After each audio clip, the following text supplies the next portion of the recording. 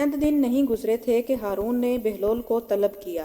वो इसके महल में पहुंचा तो देखा कि वह शराब के नशे में मस्त दजला के किनारे अपने शानदार महल के झरोके में बैठा शोर मचाती हुई लहरों का तमाशा देख रहा है। बहलोल को देखते ही वो नशे की तरंग में बोला कि बहलोल, उस रोज तो तूने इस बेचारे फकी का नाटका ही बंद कर दिया था। इत्तफाकन तेरा दाव लग गया था और वो भी बड़ा ही गाउदी निकला। लेकिन आज मैं तुझे आजिज करके रहूंगा और इस झरोके में तुझे दजला में फिकवा दूंगा और तू इसी तरह दजला की मौजों में गोते लगाएगा जिस तरह तेरे मटके में चूहा शीरे और सिरके में डुबकियां लगाता है। और अगर मैंने मौमा बूझ लिया तो, बहलोल ने कहा, तो फिर 1000 अशरफियां इनाम में मिलेंगी। इसने बड़ी शान से कहा, जनाबे आली, मुझे अशरफियों की कतन ज़रूरत नहीं। हाँ, मेरी एक शर्त ज़रूर है, अगर उसे मंजूर कर लें तो कोई बात भी है। बहलोल बोला, बयान करो। हारून ने हुक्म दिया। अगर मैंने मौमे का सही जवाब दिया तो इसके बदले 100 कैदियों को रिहा करना होगा, मगर उनको जिनके नाम मैं बताऊं। बहलोल ने अपनी शर्त पेश की। हारून हंसा और बोला कि ये बात तो बाद की है, पहले तुम मौमा तो बूझ लो। देखो, तुम्हें गोता दिलाने के लिए ये दजला की मौजें कितनी बेकरार हैं। मौजों की बेकरारी की जुबान तो वही समझ सकते हैं जो दरियाओं का रुख मोड़ने की ताकत रखते हैं। आप अपना मौमा पूछें, बहलोल ने कड़े लहजे में कहा।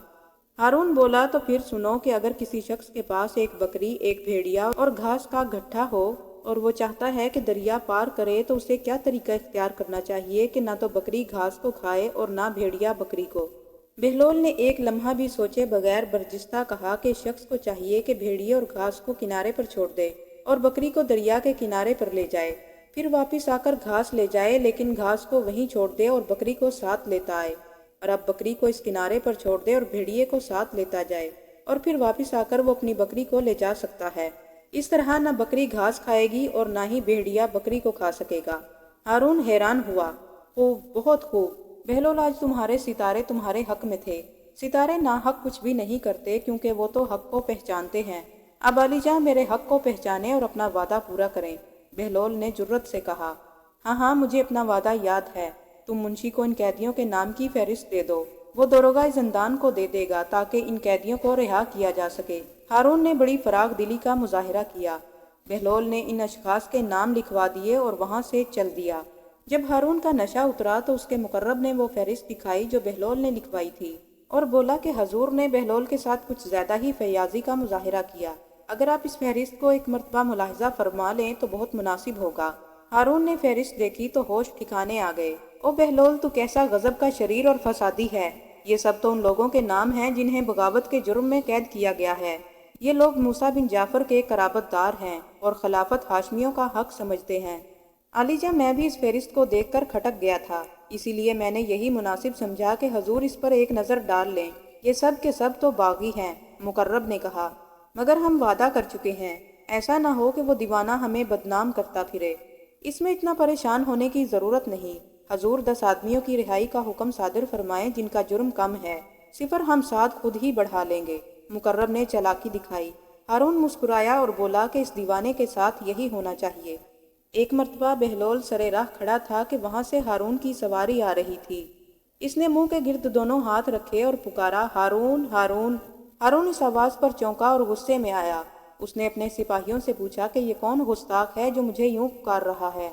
हजूर, ये दीवाना बहलोल है। मालूम होता है कि आज इसका दिमाग बिल्कुल ही जवाब दे चुका है। किसी गुलाम ने बहलोल को बादशाह के अताब से बचाने की कोशिश की। हारून ने सवारी ठहराने का हुक्म दिया और बोला कि बुलाओ उसको। बहलोल करीब आया तो हारून गुस्से से बोला, तू नहीं जानता कि मैं कौन हूँ? बिल्कुल जानता हूँ, बहलोल ने सर हिलाया। आप ऐसे इंसान हैं, अगर मशरिक में किसी कमजोर पर जुल्म हो तो बाजपुरस आपसे होगी। ये सुनकर हारून लरज गया और उसकी आंखों के गोशे नम हो गए। इसका गुस्सा रफू चक्कर हो गया और नरमी से बोला, बहलोल, तूने आज ऐसी बात की है जो मेरे दिल पर जाकर लगी है। तेरी कोई हाजित हो तो बयान कर। मेरी हाजित यह है कि मेरे गुनाह माफ करके मुझे जन्नत में दाखिल कर दें, बहलोल ने कमाल संजीदगी से कहा। करीब खड़े लोग मुस्कुराने लगे। हारून ने एतराफ किया, बहलोल, तूने ऐसी बात कही है जो मेरे बस में नहीं। हाँ, मगर मैं तुम्हारे कर्जे चुका सकता हूँ। नहीं, आप ये भी नहीं कर सकते, बहलोल ने जोर देकर कहा। क्यों? हारून ने तुर्श अंदाज में सवाल किया। एक कर्ज से दूसरे कर्ज अदा नहीं हो सकते। आप तो खुद अवाम के कर्जदार हैं, आप उनका कर्जा वापस कर दें। ये मुनासिब नहीं है कि आप उनका माल मुझे दे डालें। बहलोल के अंदाज में सच था। हारून मुस्तरिब हुआ और बात बदल कर बोला, तो फिर ठीक है, मैं हुक्म देता हूँ कि तुम्हें कुछ जायदाद दे दी जाए ताकि तुम्हारी गुजर बसर आसानी से हो सके। बहलोल हंस कर बोला कि सबका राजिक तो अल्लाह है, हम सब उसी से वजीफा पाते हैं। ऐसा तो मुमकिन ही नहीं कि वह बादशाह को तो फरागी से रिज्क अता करे और इस दीवाने को भूल जाए। हारून लाजवाब हो गया और बहलोल से बोला कि मैं अमीन और मामून के मकतब जा रहा हूँ। एक रोज बहलोल दरबार में आया तो उसने देखा कि इल्मे नजूम पर गुफ्तगू हो रही है और एक शख्स इल्मे नजूम का माहिर होने का दावा कर रहा है। बहलोल भी खामोशी के साथ इसके बराबर जा बैठा और उसकी बातें सुनने लगा। जब वो अपने बारे में बहुत कुछ कह चुका तो बहलोल ने कहा कि हजरत माशाअल्लाह, आपकी महारत के क्या कहने, लेकिन क्या आप बता सकते हैं कि आपके पास कौन बैठा हुआ है? नजूमी बहलोल से वाकिफ नहीं था, इसलिए उसने लाइल्मी का इजहार किया। नहीं, मुझे नहीं मालूम। बहलोल मुस्कुराया कि अगर आप अपने बराबर बैठने वाले शख्स को नहीं जानते तो फिर आसमान के सितारों के बारे में जानने का दावा कैसे कर सकते हैं? वो शख्स लाजवाब हो गया और थोड़ी देर के बाद उठकर चला गया। दरबार अभी जारी था कि दरबान ने सदा लगाई कि कोई सयाह हाजिर खिदमत होना चाहता है। हारून ने इजाज़त दी, वो आया और हारून की ताज़ीम बयान की।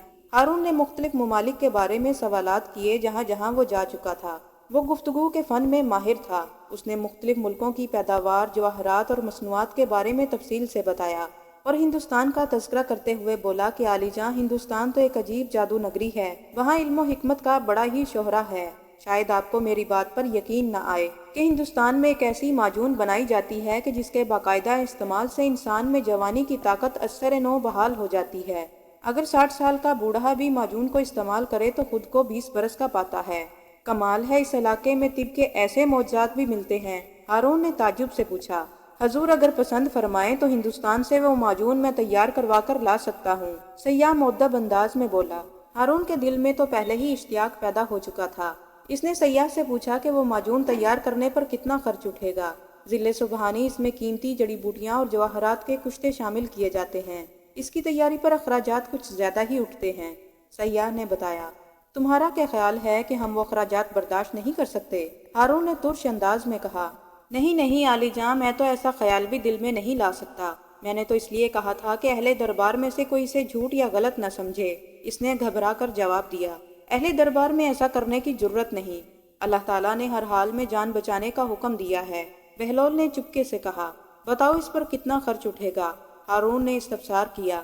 आलीजां, इसके लिए 50,000 दिनार दरकार होंगे। सयाह ने बताया। रकम दे दी जाए।